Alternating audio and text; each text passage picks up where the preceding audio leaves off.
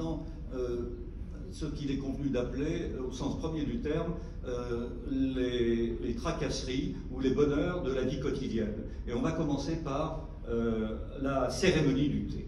La cérémonie du thé, elle se déroule en 4 parties. La première, c'est le wa, c'est-à-dire l'harmonie. La deuxième, c'est, excuse-moi de la prononciation, le ke, voilà, le respect. Le troisième, c'est le sei, voilà, la pureté du corps et de l'esprit. Et la troisième et dernière partie, le jaku, c'est-à-dire la tranquillité. Oui. Voilà. Je voudrais que tu nous expliques ce cérémoniage du thé qui, moi, personnellement, m'a bluffé. J'arriverai bien un jour à venir prendre connaissance et à mettre le pied au Japon. Je ne suis pas certain que tu gardes, me concernant, ton amitié, parce que je me vois très mal à l'aise pour ne pas commettre le moindre impair dans le déroulement de cette cérémonie du thé. Ah ben, tu seras un éléphant dans un magasin de porcelaine et tu mettras les pieds dans le plat, n'est-ce pas, mais j'espère avec élégance. Mais bon, la cérémonie du thé, alors n'exagérons rien, on ne fait pas la cérémonie du thé tous les matins. La cérémonie du thé est en fait, a été très codifiée. Elle a été codifiée par un personnage qui était un moine au XVe siècle, et elle a été préservée de cette façon. Mais en fait, ce qui est important de savoir, alors la cérémonie du thé, pour vraiment bien la faire, il faut de nombreuses années. Mais en fait, s'il y a certains d'entre vous qui ont fait du judo, vous savez très bien qu'on n'a pas la ceinture noire le lendemain de son premier cours de judo. Et ça demande beaucoup de patience, beaucoup d'exercice. Et c'est la même chose pour la cérémonie du thé. Enfin, imaginez que c'est un art comme le judo. D'ailleurs, on appelle ça le chado, le do, qui est un art, qui est une maîtrise,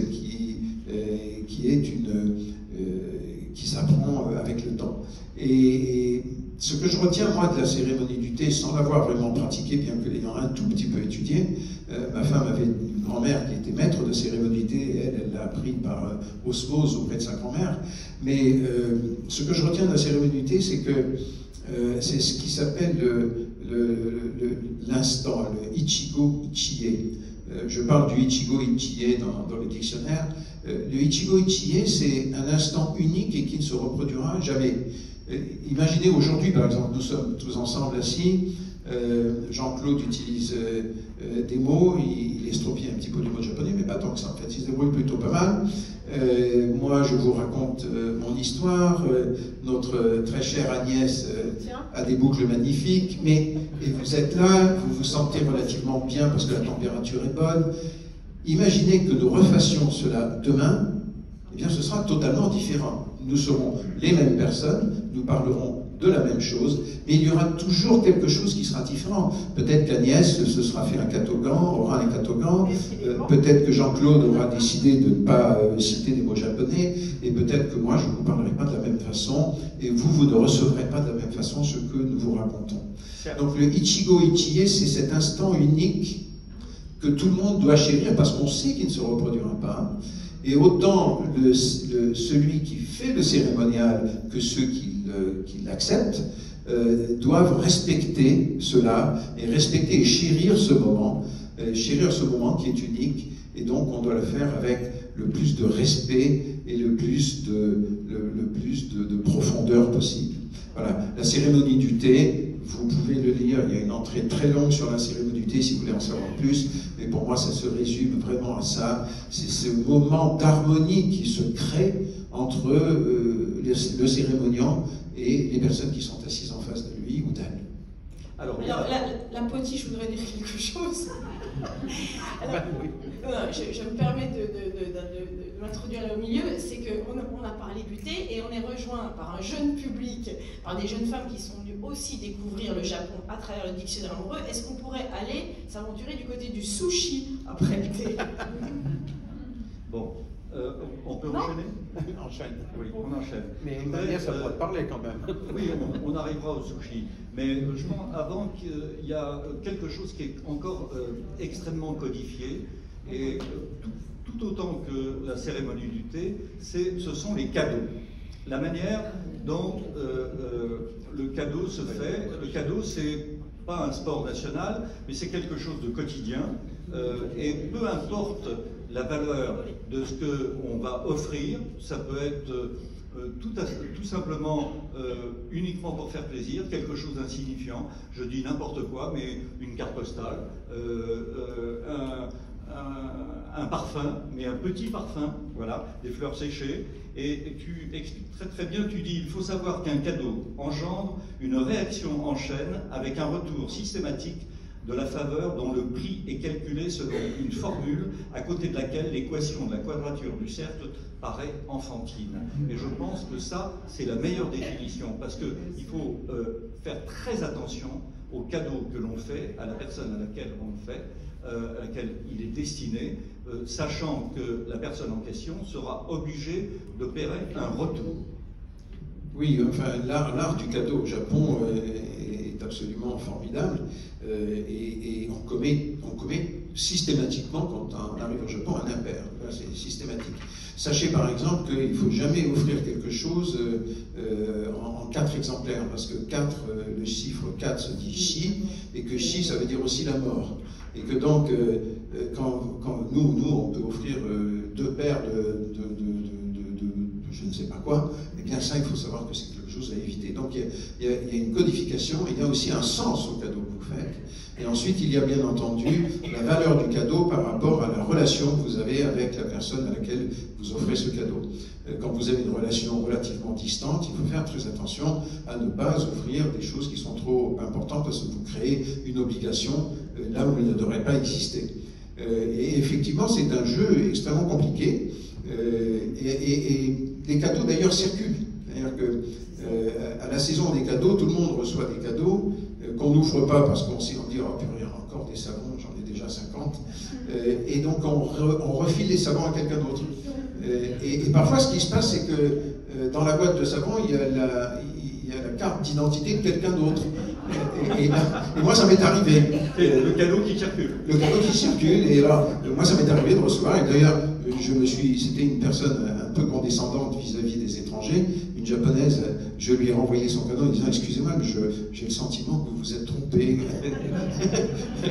La pauvre ne savait plus où se mettre. Et là, par contre, elle a une dette envers moi qui est inaliénable. Voilà. Et j'ai un ami japonais qui m'a dit mais tu sais, 1 an après avoir donné un cadeau, ce cadeau m'est revenu. Il avait fait le tour.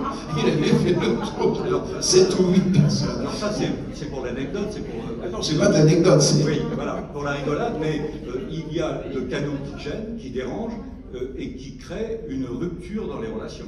Oui, non, ça peut aller jusqu'à la rupture, effectivement, parce que imaginez que Agnès me présente quelqu'un, et que j'offre à cette personne avec laquelle je commence à entretenir une relation, disons Pierre, j'entretiens une relation avec Pierre direct, ce qui ne dérange pas Agnès, bien entendu, et un jour je fais un cadeau à Pierre, je lui offre je vous offrirai pas un diamant, Pierre, mais disons que je lui offre quelque chose qui a une très grosse valeur, eh bien Agnès va être obligée de couper sa relation avec moi, parce que je l'ai mise, elle, dans une situation impossible vis-à-vis de Pierre, parce qu'elle ne peut pas lui rendre ce que Pierre, c'est le contraire, c'est Pierre qui m'a fait un grand cadeau, elle ne peut pas lui rendre quelque chose de la valeur de ce qu'il m'a offert.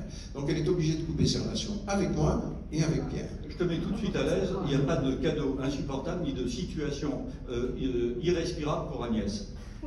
Non, je sais. D'ailleurs, c'est moi qui suis l'obligé ad vitam aeternam d'Agnès. Et d'ailleurs, je profite de cette occasion pour vous remercier tous d'être là, parce que je suis vraiment extrêmement touché que vous soyez là. D'abord parce qu'on a changé la date à 24 heures pour la simple raison qu'on n'avait pas le livre. On pensait qu'on n'aurait pas le livre, et puis finalement on l'a eu. Donc, encore une fois, je suis extrêmement touché que vous soyez tous là, parce qu'il fait tellement beau et tellement doux que vous soyez certainement mieux quelque part. À la plage de Stercy, il fait un peu frais. Alors, mon cher Richard, pour faire plaisir à Agnès, on va parler un peu des sushis. Rapidement, il est un fait, pour t'avoir lu et relu, à l'entrée sushi, moi qui en grignotais, ou qui en dégustais de temps à autre, de ci, de là, après t'avoir lu, je ne touche plus un sushi préparé par un occidental. Mais alors plus jamais. Explication. Explication, oui. Mais non, mais c'est...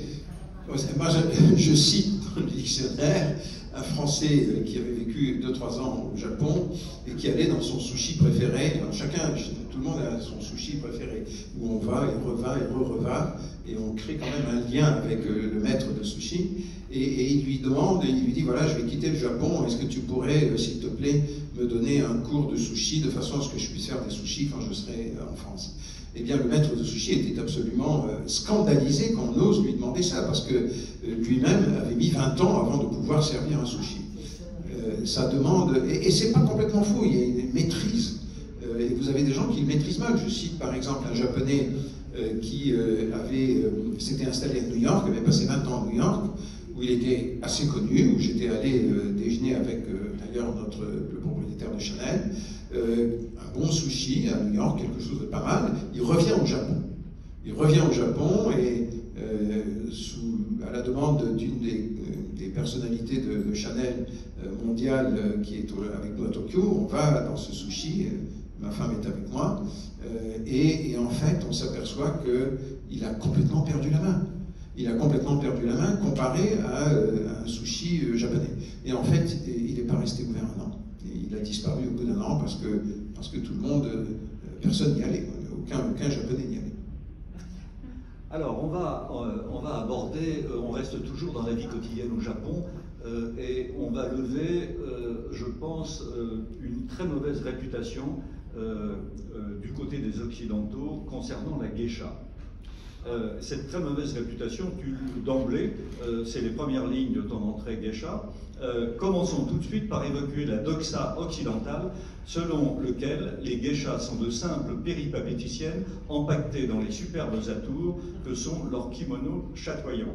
Voilà. Bref, des femmes qui vendent leur présence, et plus éventuellement.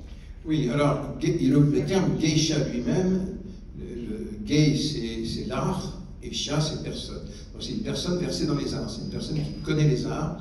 Et encore une fois, on ne devient pas geisha du jour au lendemain. Il faut un nombre d'années et une très longue préparation pour devenir une geisha. Et d'ailleurs, il y a un peu comme au judo, ne sont pas la ceinture noire, mais vous avez des niveaux avant de devenir une véritable geisha qui est capable effectivement de s'occuper de vous pendant le dîner, de vous faire rire, de vous amuser, de danser pour vous, de jouer de la musique. Alors, j'ai la question d'Agnès qu'elle m'a déjà posée ce matin, c'est qu'est-ce qu'elles ont de plus que nous? eh bien, elles ont 20 ans d'entraînement. Non, pas 20 ans de moins, je n'oserais pas cette insulte. Elles ont 20 ans d'entraînement, et d'un entraînement qui est extrêmement rigoureux. Alors, effectivement, rigoureux. Très, très, très rigoureux.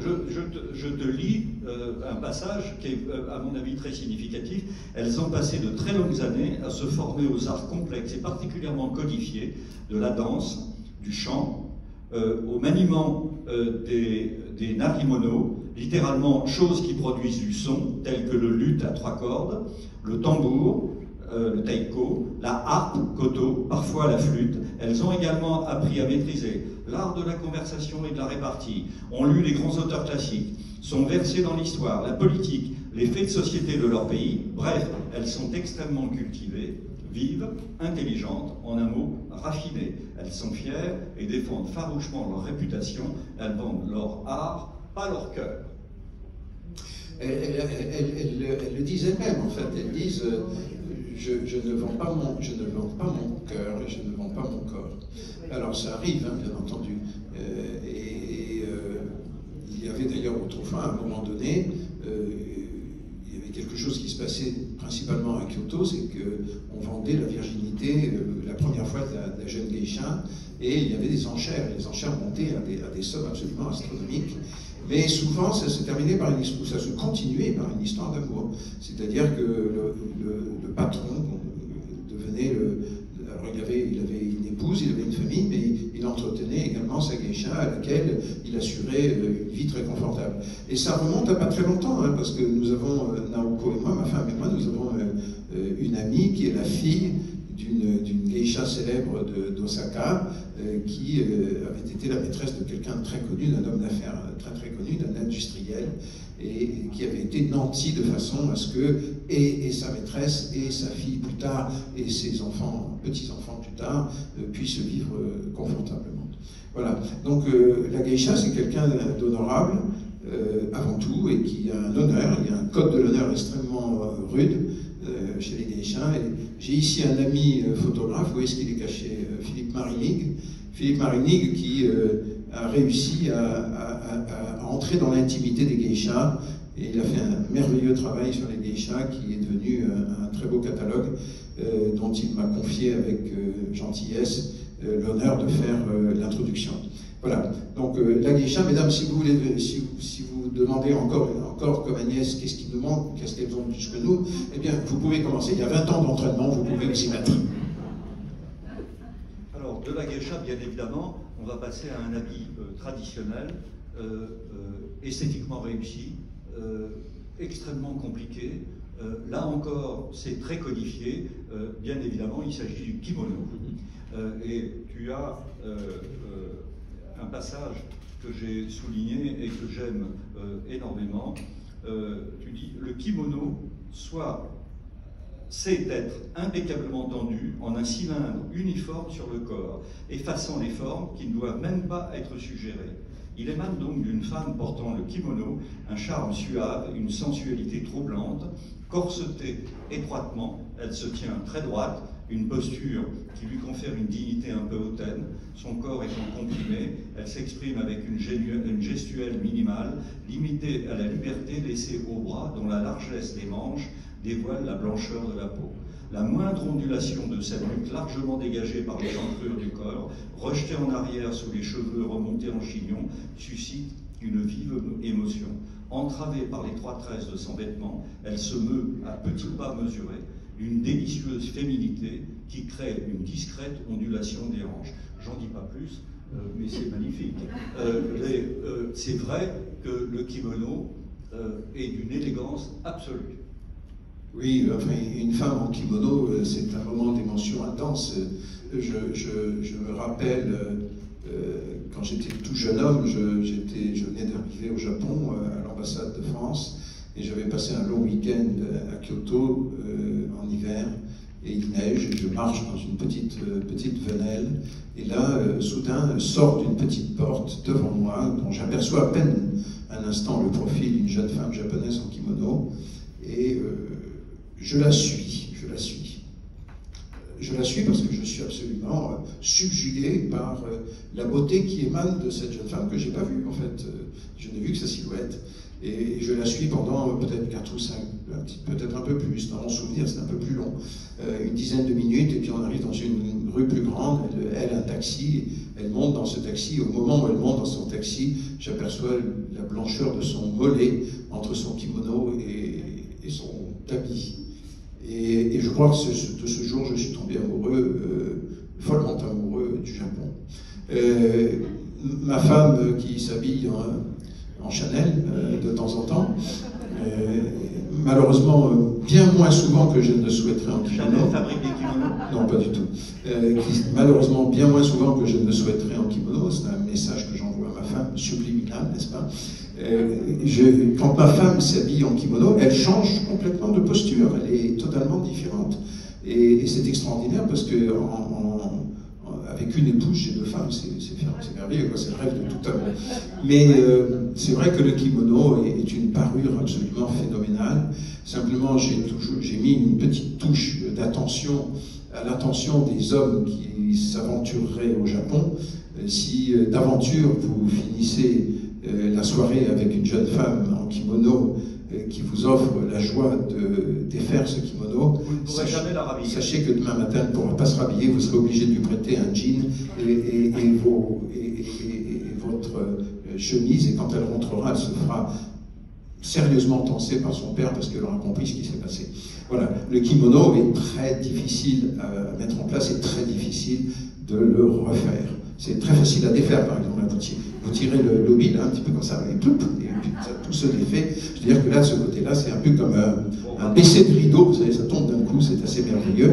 Mais quand il faut le refaire, faites attention, parce que là, c'est très difficile.